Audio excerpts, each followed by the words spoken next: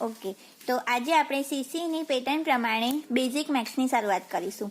મે બી તમને આ લેક્ચર બહુ ઇઝી લાગે, બટ જરૂરી નથી કે તમને આવડે એટલે બધાને આવડતું જ હોય. તો આપણે બેઝિકમાં બેઝિક મેથ્સથી શરૂઆત કરીશું. તો પહેલાં પ્રાકૃતિક નેચરલ નંબર. પ્રાકૃતિક એટલે કે નેચરલ નંબર. નેચરલ નંબર કોને કહેવાય? તો n is equal to 1, 2, 3 up to infinite. હવે આમાં તમને એવો ક્વેશ્ચન પૂછાઈ શકે કે સૌથી નાની પ્રાકૃતિક સંખ્યા કઈ? તો 1 આવશે. અને મોટી પૂછે તો ઇન્ફિનિટિવ. ઓકે, હવે પૂર્ણ સંખ્યા. પૂર્ણ સંખ્યા એટલે કે હોલ નંબર્સ. તો હોલ નંબર્સમાં કયા કયા નંબર્સ આવી શકે? તો એમાં 0 આવશે. 1, 2 and 3 અપ ટુ ઇન્ફિનિટિવ. એટલે આખી પ્રાકૃતિક સંખ્યા એ પૂર્ણ સંખ્યામાં આવી જાય. તો એમાં 0થી શરૂઆત થશે. હવે આમાં એવું પૂછે કે સૌથી નાની પૂર્ણ સંખ્યા કઈ? તો આવશે 0. બટ મોટી પૂછે તો એઝ ઇટ ઇઝ ઇન્ફિનિટિવ. હવે આવશે પૂર્ણાંક સંખ્યાઓ. તો પૂર્ણાંક સંખ્યાઓ મતલબ કે ઇન્ટીજર્સ, અને ઇન્ટીજર્સને આપણે ઝેડથી દર્શાવીશું. તો એમાં પહેલાં તો માઇનસમાં આવશે એટલે કે ઋણ. -2, -1, 0, 1, 2 એન્ડ અપ ટુ ઇન્ફિનિટિવ. તો આમાં એવું પૂછે કે સૌથી નાની સંખ્યા કઈ? તો ઋણ ઇન્ફિનિટિવ આવશે, અને મોટી પૂછે તો ઇન્ફિનિટિવ. હવે આપણે આ ત્રણેય સંખ્યા જોઈ, તો એ ત્રણેય સંખ્યાનો ડિફરન્સ શું છે? તો પ્રાકૃતિક સંખ્યામાં બધી જ ધન સંખ્યા આવશે. ઓકે, પૂર્ણ સંખ્યામાં કઈ સંખ્યા આવશે? તો એક તો 0 આવશે અને બીજી ધન સંખ્યા આવશે. અને પૂર્ણાંક સંખ્યાઓમાં કઈ આવશે? તો એક તો ઋણ આવશે, પછી 0 આવશે અને ધન આવશે. ઓકે, હવે તમને એવો ક્વેશ્ચન બી પૂછી શકે કે પ્રાકૃતિક સંખ્યા, પૂર્ણ સંખ્યા અને પૂર્ણાંક સંખ્યાઓ, તો એ ત્રણેય વચ્ચે રિલેશન શું છે? તો રિલેશન છે કે n subset w subset z. એટલે કે આખી પ્રાકૃતિક સંખ્યા, બધી પ્રાકૃતિક સંખ્યા પૂર્ણ સંખ્યાઓ કહેવાય અને બધી પૂર્ણ સંખ્યા પૂર્ણાંક સંખ્યાઓ કહેવાય. તો આવું છઠ્ઠું રિલેશન પૂછે તો ધેટ ઇઝ ટ્રુ, એ સાચું છે. બટ જો ઊંધું પૂછે તો એ ખોટું છે. કેમ? કારણ કે બધી પૂર્ણાંક સંખ્યા એ પૂર્ણ સંખ્યા છે? ના, કારણ કે પૂર્ણ સંખ્યામાં તો ઋણ આવતું નથી અને પૂર્ણાંક સંખ્યામાં તો ઋણ આવે છે. એવી રીતે આવું ઊંધું પૂછે કે બધી પૂર્ણાંક સંખ્યાઓ પ્રાકૃતિક સંખ્યા છે? તો બી ફોલ્સ. સાચું શું છે? તો બધી પ્રાકૃતિક સંખ્યા એ પૂર્ણ સંખ્યા છે અને બધી પૂર્ણ સંખ્યા એ પૂર્ણાંક સંખ્યાઓ છે. તો આવી રીતે છઠ્ઠું પૂછે તો ટ્રુ અને રિવર્સ ઊંધું પૂછે તો ફોલ્સ. હવે બીજો બેઝિક રૂલ્સ એ છે કે તમને સંખ્યાઓ વિશે ખબર હોવી જોઈએ કે એકી સંખ્યા કોને કહેવાય અને બેકી સંખ્યા કોને કહેવાય. તો એકી સંખ્યા 1 થી ચાલુ થશે. 1, 3, 5, 7, 9 અપ ટુ ઇન્ફિનિટિવ. ઓકે, અને બેકી સંખ્યા કોને કહેવાશે? તો બેકી સંખ્યા મીન્સ 2n, એટલે કે 2 થી ચાલુ થશે. 2 પછી nની જગ્યાએ 1, 2, 3, 4 મૂકતું જવાનું. 2, 4, 6, 8, 10 અપ ટુ ઇન્ફિનિટિવ. હવે સૌથી નાનામાં નાની એકી સંખ્યા પૂછે તો 1 અને સૌથી નાનામાં નાની બેકી સંખ્યા પૂછે તો આવશે 2. હવે ક્રમિક સંખ્યાઓ એ બી બેઝિક જ છે. ક્રમિક સંખ્યા મતલબ કે 1, 3, 5, 7 આ એકી ક્રમિક સંખ્યા કહેવાશે. અને 2, 4, 6, 8 અપ ટુ ઇન્ફિનિટિવ એ બેકી ક્રમિક સંખ્યાઓ કહેશે. આ મોસ્ટલી સરેરાશમાં યુઝ થશે.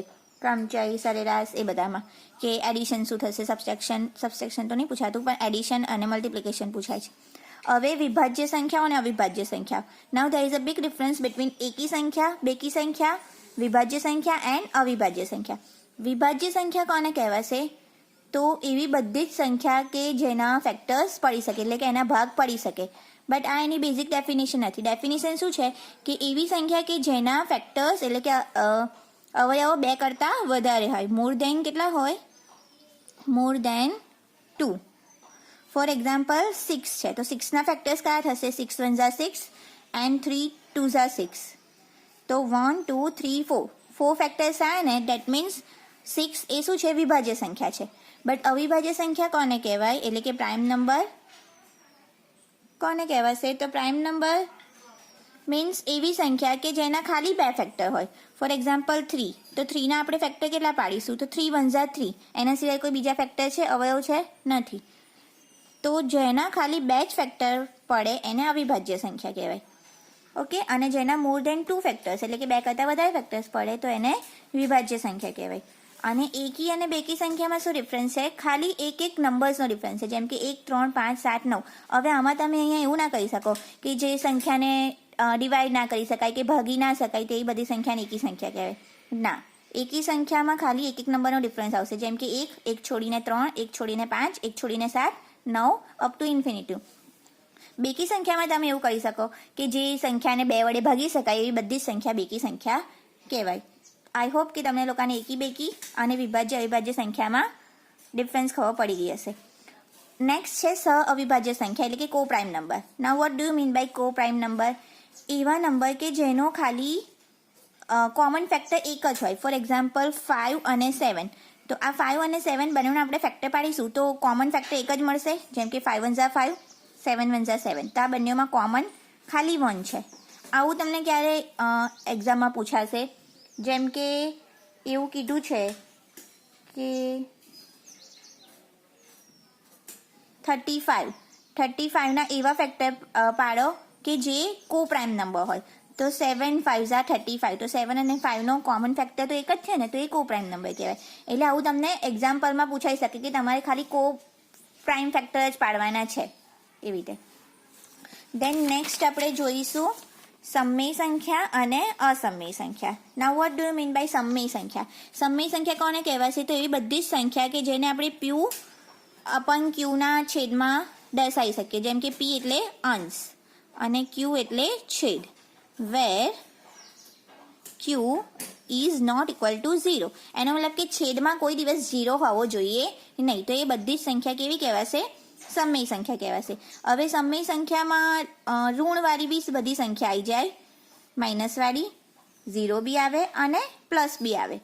પછી વર્ગમૂળવાળી પણ બધી જ સંખ્યા આવી જાય. ઓકે, બટ ફોર એક્ઝામ્પલ વર્ગમૂળમાં 9 લખ્યા હોય તો 9નું વર્ગમૂળ તો 3 નીકળશે. તો શું 3 એ સમમેય સંખ્યા છે? નથી. 3 એ સમમેય સંખ્યા નથી. કેમ? કારણ કે વર્ગમૂળમાં 9 છે તો 9નું વર્ગમૂળ તો 3 નીકળી ગયું. તો એ સમમેય સંખ્યા કહેવાય નહીં, કારણ કે 3ને આપણે લખીશું.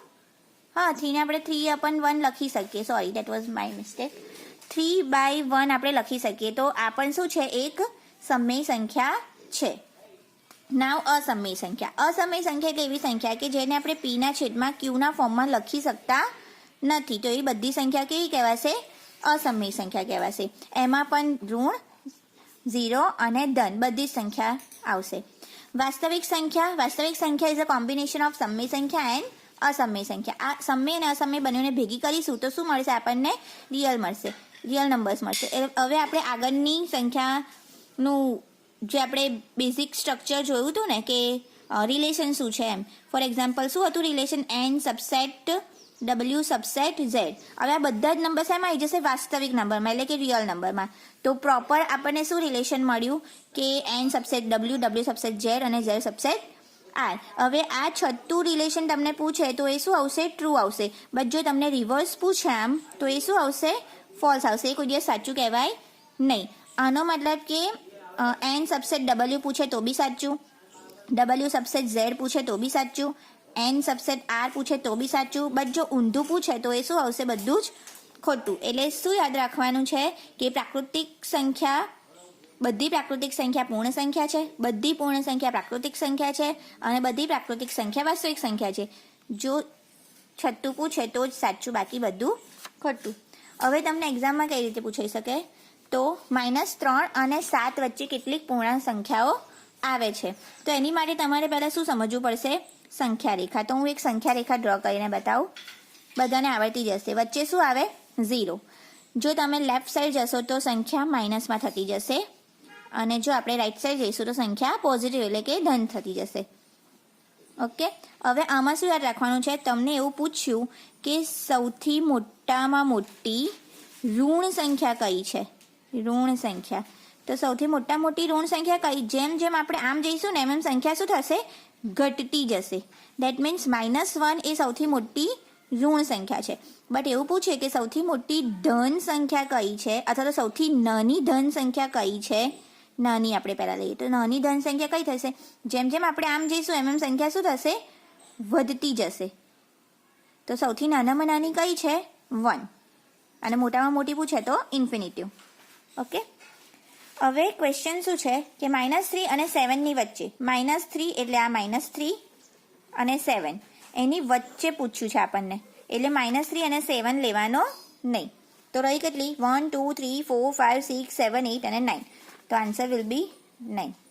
ઓકે, હવે નેક્સ્ટ આપણે બેઝિક મેથ્સ માટે કાલે મળીશું. જો કોઈ ડાઉટ હોય તો કોમેન્ટ સેક્શનમાં કોમેન્ટ કરજો. Okay, by.